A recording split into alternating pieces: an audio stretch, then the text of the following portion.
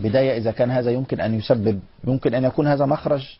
والله شوف، حتى نعرف الحل الحقيقي للمشكلة لابد أن نشخص المشكلة الحقيقية. ما هي مشكلتنا؟ ما هو سبب هذه الإشكالات التي تحدث؟ نحن ليست مشكلتنا أننا لا نستطيع رؤية الهلال، نحن ليست مشكلتنا أن القمر موجود ونحن غير قادرين على رؤيته وبالتالي يجب أن نطلق قمر صناعي إلى الفضاء حتى يراه، أو نحن بحاجة إلى اختراع منظار حتى نراه. المشكلة الحقيقية أن هناك أناس يرون القمر وهو غير موجود. هذه هي المشكلة. يرون ما وراء الحجب. نعم بلا حدود. فنحن مشكلتنا يعني الحل بكل تأكيد لن يكون بإطلاق قمر صناعي. هناك من سيرى القمر قبل القمر الصناعي، ليس باختراع منظار. هناك من سيرى القمر قبل المنظار.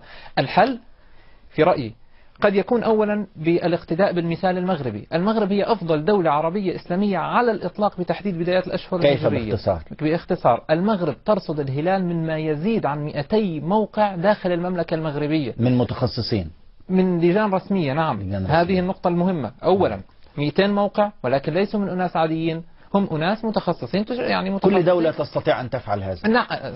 نعم طبعا. فلو كان الرصد جماعي وقبلت الشهادة من قبل اللجان المشكلة من قبل الدولة لحلت المشكلة. نحن يعني على الرغم من أننا فلكيين قد نقبل بهذا الحل ولا نريد كل الحسابات الفلكية. يا أخي شكل لجان موزعة على مختلف مناطق المملكة ولا تقبل شهادة الفرادى. مشكلتنا التي تحدث أن شهادة أشخاص عاديين منفردين تقبل. طب هذا الشخص يا أخي ربما متوهم، ربما رأى كوكب اعتقد الهلال.